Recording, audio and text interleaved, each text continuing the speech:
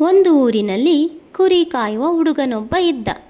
ಆತ ಒಂದು ಹಿಂಡು ಕುರಿಯನ್ನು ನೋಡಿಕೊಳ್ಳಬೇಕಾಗಿತ್ತು. ಅವನು ಬಹಳ ತುಂಟ. ಒಂದು ದಿನ ಹಳ್ಳಿಯವನು ತಮಾಷೆ ಮಾಡಲು ಒಂದು ತಂತ್ರ ಹೂಡಿದ. ಆತ ಗಟ್ಟಿಯಾಗಿ ಅರಚಿಕೊಂಡ, ದಯವಿಟ್ಟು ಸಹಾಯ ಮಾಡಿ, ಇಲ್ಲಿ ಒಂದು ತೋಳವಿದೆ.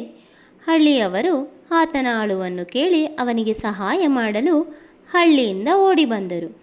ಅವನ ಬಳಿ ಬಂದಾಗ ಅವರು ತೋಳವೆಲ್ಲಿ ಎಂದು ಕೇಳಿದರು. ಕುರಿ ಕಾಯುತ್ತಿದ್ದ ಹುಡುಗನು ಗಟ್ಟಿಯಾಗಿ ನಕ್ಕಿದನು. ಆಹಾ, ನಾನು ನಿಮ್ಮೆಲ್ಲರನ್ನು ಮೂರ್ಖರನ್ನಾಗಿ ಮಾಡಿದೆ. ನಾನು ಒಂದು ತಂತ್ರ ಹೂಡಿದೆ ಅಷ್ಟೇ. ಕೆಲವು ದಿನಗಳ ನಂತರ ಕುರಿ ಕಾಯುವ ಹುಡುಗನು ಇದೇ ತಂತ್ರವನ್ನು ಮತ್ತೊಮ್ಮೆ ಹೂಡಿದನು. ಮತ್ತೆ ಕಿರಿಚಿಕೊಂಡನು, ಸಹಾಯ ಮಾಡಿ, ಸಹಾಯ ಮಾಡಿ, ಸಹಾಯ ಮಾಡಿ ತೋಳ. ಮತ್ತೆ ಹಳ್ಳಿಯವರು ಓಡಿ ಬಂದರು. ನಾನು ಒಂದು ತಂತ್ರ ಹೂಡಿದೆ ಅಷ್ಟೇ ಎಂದನು. ಮತ್ತೆ ಕೆಲವು ದಿನಗಳ ನಂತರ ಅದೇ ತಂತ್ರವನ್ನು ಹೂಡಿದನು. ಮತ್ತೆ ಕೂಗಿದನು, ಸಹಾಯ ಮಾಡಿ, ಸಹಾಯ ಮಾಡಿ, ಸಹಾಯ ಮಾಡಿ. ಮತ್ತೆ ಹಳ್ಳಿಯವರು ಓಡಿ ಬಂದರು. ಹುಡುಗನಿಗೆ ಸಹಾಯ ಮಾಡಲು ಬೆಟ್ಟದ ಮೇಲಕ್ಕೆ ಓಡಿ ಬಂದರು. ಹುಡುಗನು ತಮ್ಮನ್ನು ಗೇಲಿ ಮಾಡುತ್ತಿದ್ದಾನೆ ಎಂದು ಅವರಿಗೆ ಅರಿವಾಯಿತು.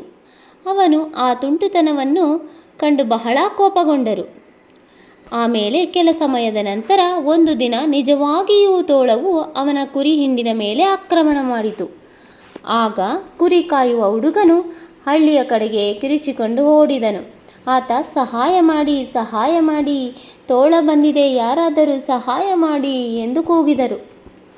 ಹಳ್ಳಿಯವರು ಆತನ ಅಳಲನ್ನು ಕೇಳಿಸಿಕೊಂಡರೂ ಈ ಹುಡುಗನಿಗೆ ಮತ್ತೊಮ್ಮೆ ತಂತ್ರ ಮಾಡಿರಬಹುದೆಂದು ತಿಳಿದು ಯಾರೂ ಸಹಾಯ ಮಾಡಲು ಬರಲಿಲ್ಲ.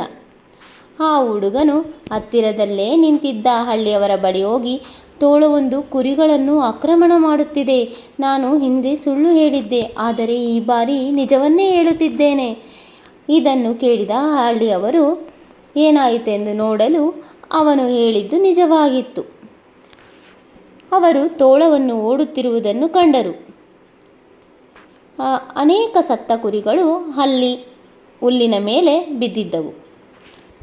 ಇದರಿಂದ ನೀತಿ ಪಾಠ ಏನಂದರೆ, ಪದೇ ಪದೇ ಸುಳ್ಳು ಹೇಳಿದರೆ ಸತ್ಯವನ್ನು ನುಡಿದರೂ ಜನರು ನಂಬುವುದಿಲ್ಲ.